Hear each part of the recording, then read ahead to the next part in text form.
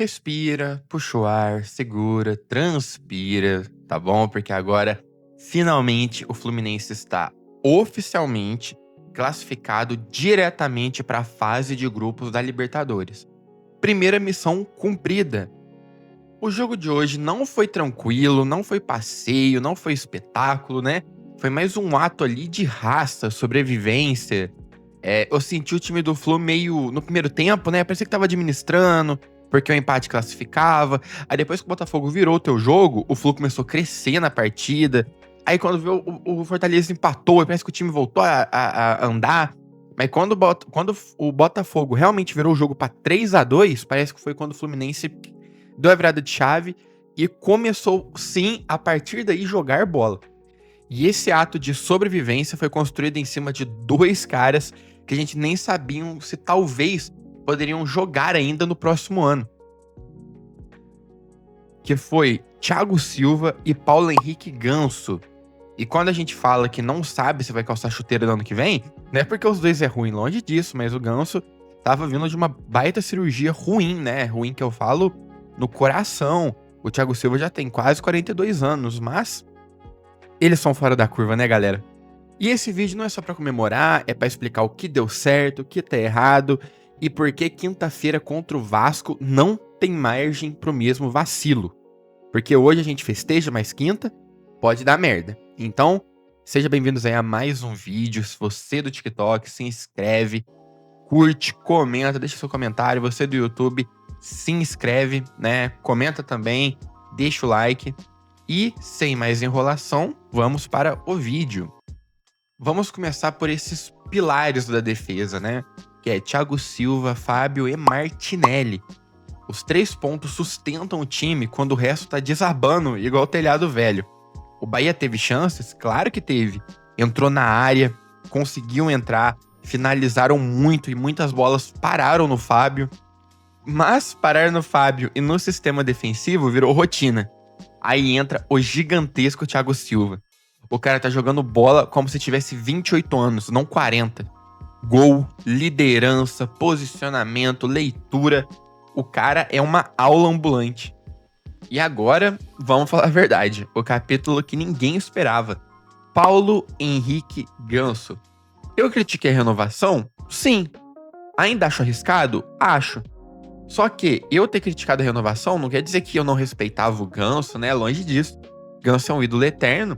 E a minha preocupação mesmo, né, tem uma diferença de você não querer a renovação de um cara por ele ser uma merda e você não querer a renovação de um por ele estar mal fisicamente, da saúde, não é, né, pessoal? Tipo, cirurgia no coração não é igual uma cirurgia na panturrilha, na coxa, é algo sério.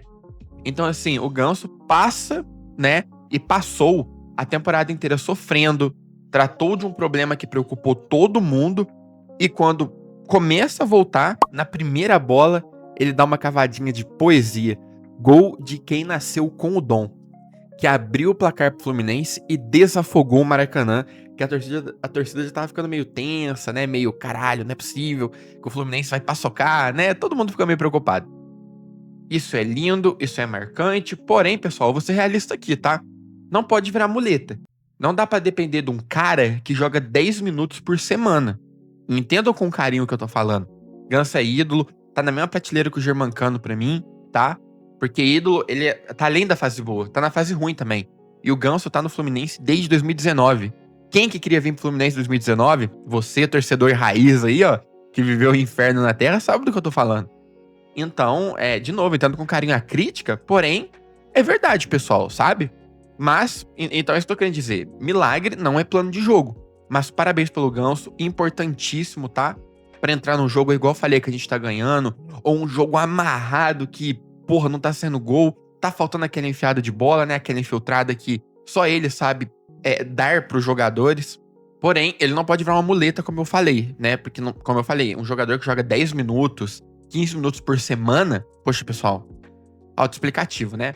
Mas muito bom ver o Paulo Henrique Ganso marcando pela gente, comemorando seu gol e que faça muito mais aí nessa reta final de temporada. Indo para um segundo tema aí, né, que enfim, deixa eu mostrar uma parada muito séria.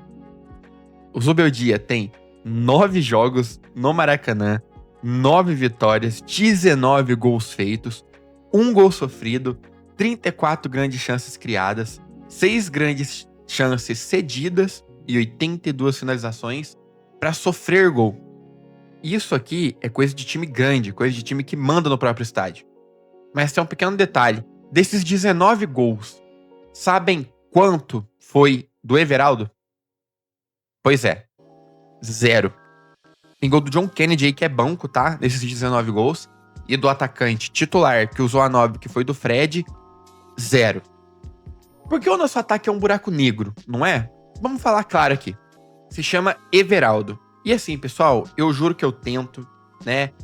Eu olho com boa vontade. Eu penso, hoje vai, né? Lei do ex, caramba. Mas não dá. O cara simplesmente não existe em campo. É impressionante. Ele teve hoje, e no último jogo, jogou o tempo inteiro, tá? Ele teve hoje 72 minutos. E o que ele produziu? Um chute que não entrou e sumiu o resto da partida. O problema não é esforço. Ele corre, ele tenta. O problema é qualidade. O Fluminense vai jogar uma semi de Copa do Brasil com um centroavante que não assusta ninguém. Pessoal, imagina que vocês vão enfrentar um time numa semifinal e tu olha pro time lá, o atacante é o Everaldo. Tipo assim, sabe, pessoal, auto-explicativo. E bom, aqui no canal vocês veem, a gente não persegue o jogador. Soteldo, quando era justamente criticado, eu critiquei, nós criticamos, um ou outro ali passava um pano, mas Soteldo tá bem. Soteldo, em 3 jogos, vem de 2 assistências e 2 gols. Vocês estão me vendo criticar o Soteldo? Não, porque aqui eu não persigo o jogador. Everaldo é péssimo, Everaldo é ruim. O Everaldo, quando sai do Fluminense, ele não vai pra time da Série A. Ele vai pra time da Série B, talvez C. Então, assim, aí vem a comparação inevitável. John Kennedy, o herói da Libertadores, o cara que tem a mística de decidir jogo grande, entra sempre com 20 minutos faltando. Com o time recuado, com 2 volantes a mais, sem receber uma bola limpa. Não tô falando todos, e tem uma parte da torcida que ainda quer que ele resolva. Aí fica aquela comparação, mas tira o Everaldo, que sabe fazer pivô, que sabe fazer isso, irmão. Só sabe fazer pivô e cair, vai pro vôlei, cara. Com todo respeito, você não é jogador de futebol. Então, assim, é uma comparação injusta.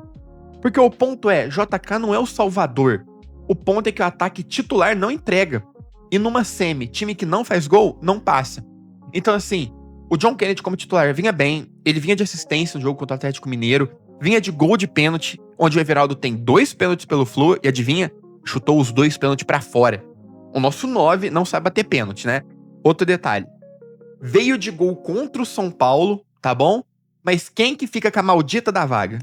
O Everaldo, que mais uma vez produziu o quê? Pois é, não sabemos. Então assim, pessoal, não quero ficar aqui batendo na tecla de reclamão, porque o Fluminense venceu. Temos uma semifinal que agora, cara, ó, é foco em energia positiva, né? O Zubeldia vem fazendo um baita de um trabalho, mas, cara, tem coisa que tem que falar. Nem que seja poucos minutinhos de um vídeo. Então tá aqui o que eu acho a respeito do Everaldo. E também vou entrar na teimosia e o risco pra semi do Zubeldia. Tá bom? Porque essa teimosia pode ser um risco pra semi.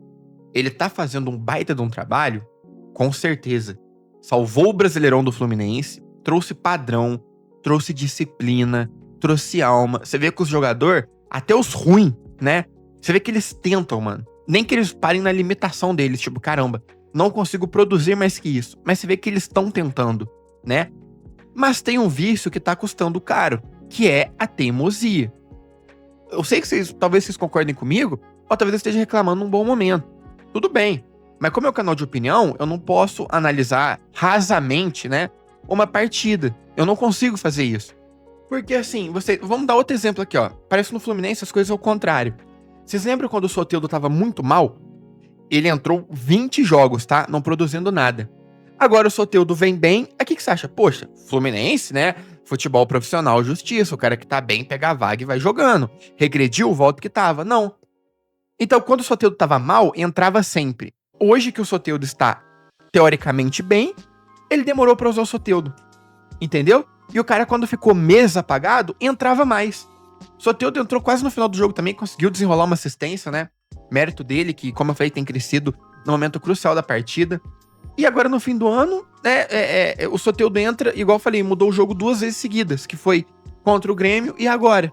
Então é isso que eu falo. Por que o Fluminense insiste em quem não entrega? Porque, gente, vocês podem ter certeza que a sensação que dá é que se o Everaldo entrar quinta-feira contra o Vasco e fazer 5 gols, eu acho que ele vai pro banco. Aí o JK vira titular. Vocês entendem o que eu tô falando? Eu sinto que a sensação no Flu é essa, cara, né? Mesma coisa com o Lavega. Opção diferente. E ninguém sabe por que não joga, entendeu? Aí vem a semifinal, jogo grande, jogo mental, jogo de decisão. O Vasco tá mal? Muito mal. O Vasco tá horrível. Nos últimos 8 jogos, o Vasco vem de 7 derrotas. E dessas 7 derrotas, 5 foram consecutivas.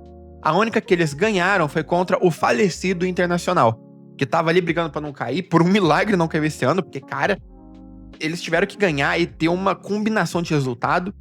Enfim, o vídeo aqui não é sobre isso. E o Vasco tá muito mal, né? Porém, clássico é clássico. É mata-mata, é jogo que exige coragem. E o Zubeldia vai precisar ser corajoso. Se ele repetir o ataque de hoje, olha, a chance de dar ruim é muito grande. Mas o vídeo aqui de hoje não é pra isso. Vamos deixar pra falar disso no pré-jogo de quinta-feira, tá bom?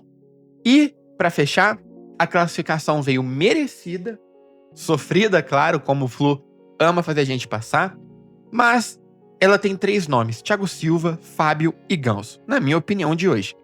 Mas ela também é um sinal de alerta. O ataque, principalmente o Everaldo, não tem funcionado faz tempo. O Everaldo tem que sair do time.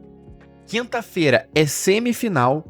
E se não ajustar, vira uma eliminação como foi no Lanús. Vocês lembram do desempenho do Everaldo contra o Lanús, né? Pois é. Desde aquele jogo, cara, pelo incrível que pareça, até o René, que foi o principal responsável da eliminação, que perdeu aquela bola no meio campo que gerou o gol do Lanús, evoluiu, cara. E o Everaldo, nada, gente, nada de nada. Ele não faz gol desde aquela partida, pessoal. Então assim, olha, agora o foco é total na semifinal. Maraca lotado, time entrando com sangue nos olhos, o Fluminense tem que querer mais. E eu quero saber nos comentários, qual seria a sua escalação realista para enfrentar o Vasco?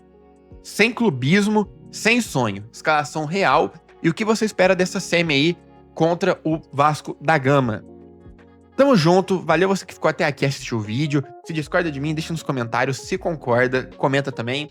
É sempre bom ver a opinião aí da massa popular, que é essa maravilhosa torcida e os maravilhosos seguidores e inscritos desse canal. Um abraço, pessoal. Vejo vocês no próximo vídeo.